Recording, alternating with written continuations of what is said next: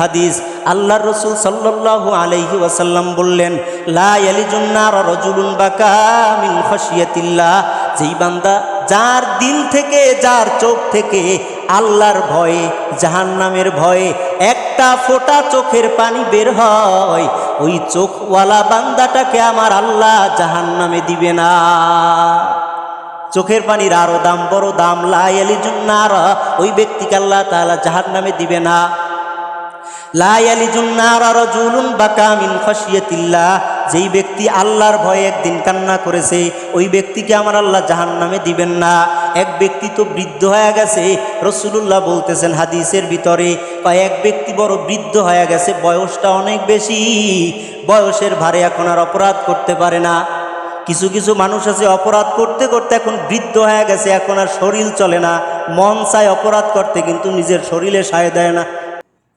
দেখেন না, বহু মানুষ সমাজের ভিতরে এমন আছে একেবারে মানে বয়সের ভারে কুজো হয়ে গেছে, এরপরও সে নামাজ ভালো লাগে না, কোরআন ভালো লাগে না, ওয়াজ মাহফিল ভালো লাগে না, জুমার দিন মসজিদে এসা দুইটা কথা শুনবে তাও ভালো লাগে না, শরীর জ্বলে। বুঝতে হবে এই ব্যক্তির অবস্থানটা খুবই খারাপে আছে। কথা বুঝেন নাই? বয়স বৃদ্ধ হয়ে গেল, এরপরও কোরআন ভালো লাগে না, নামাজ ভালো লাগে না, বুঝতে হবে যে এর অন্তর মইরে গেছে, পয়সা গেছে। এই পচা অন্তরওয়ালা মানুষটা এই হেদায়াত আর পাবে না, জান্নাত আর আশা করা যায়।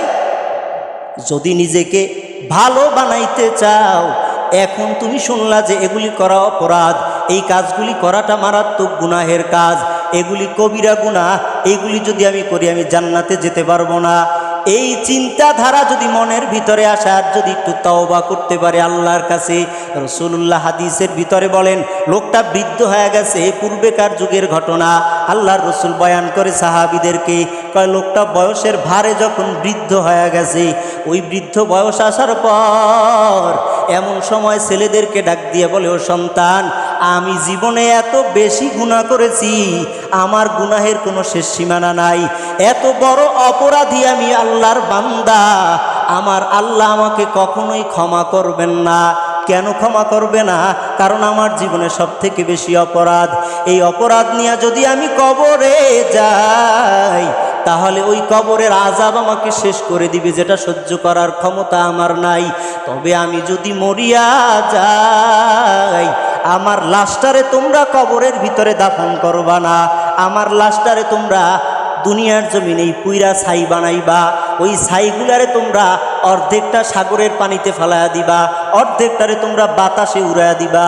কেন এমন করব? কয়, যদি তোমরা আমার ছাইগুলারে বাতাসে আর সাগরের পানিতে ফালাইয়া দাও, তাহলে আমার আল্লাহ ওই ছাইগুলো একত্রিতও করতে পারবে না, আযাবও দিতে পারবে না।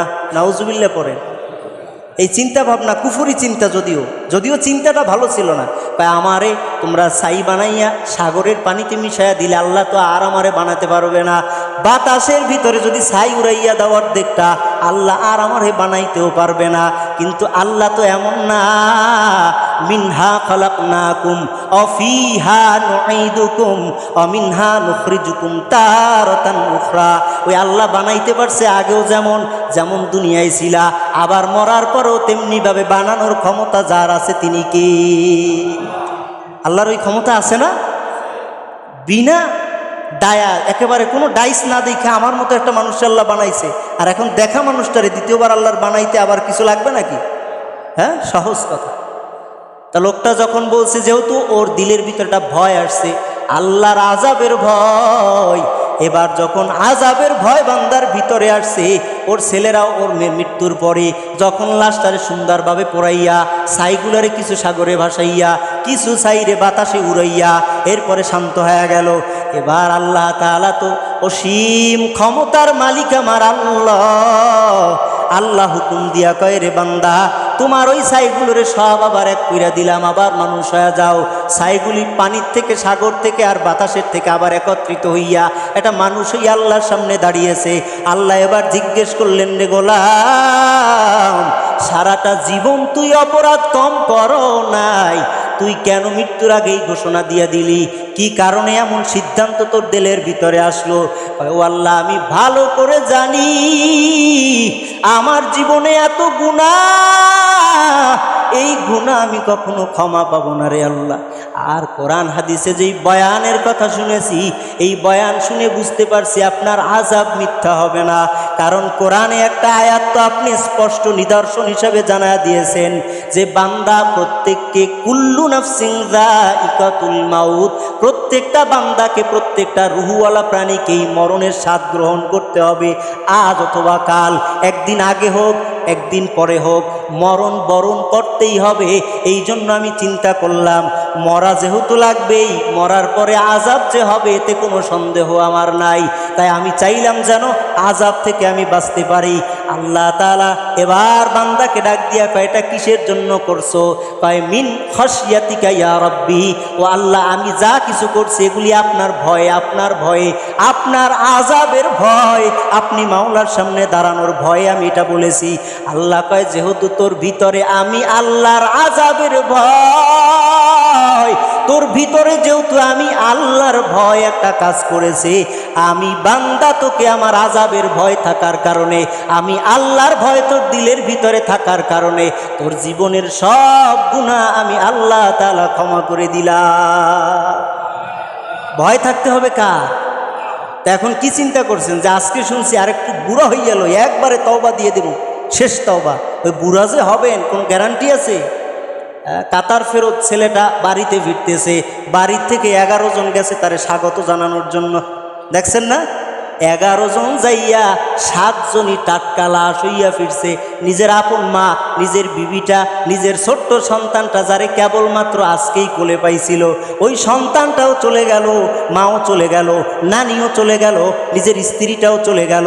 ওরা কিন্তু কেউ সিদ্ধান্ত নিয়ে যায় নাই এয়ারপোর্ট থেকে বাসায় ফিরবো না, সবাই পুকুরে ডুইবা মরবো, কেউ চিন্তাও করে নাই।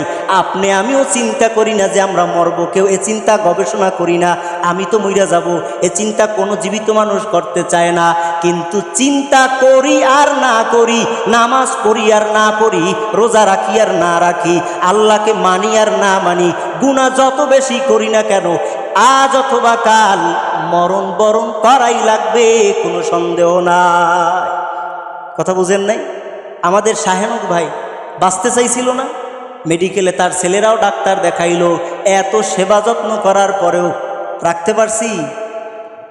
আপনি আমিও থাকতে পারবো, কিন্তু এখন তওবা করার সময় আসছে। অন্তত আজকে নিজের বুঝান, বুঝতে চাইবে না, নিজের ভেতরে বুঝতে চাবে না, কিন্তু এরপরও বুঝান যে আমি তো আসলেই অপরাধী, যেন আল্লাহ তাআলা অন্তত এই জুমাবার দিনের ওসিলায় দিলটা নরম হয়। কিছু যেই পাপের কথা জানলাম, এই পাপ থেকে যেন আল্লাহ বিরত রাখে, নেকের পথে যেন আল্লাহ আমাদের সবাইকে কবুল করে পড়ে।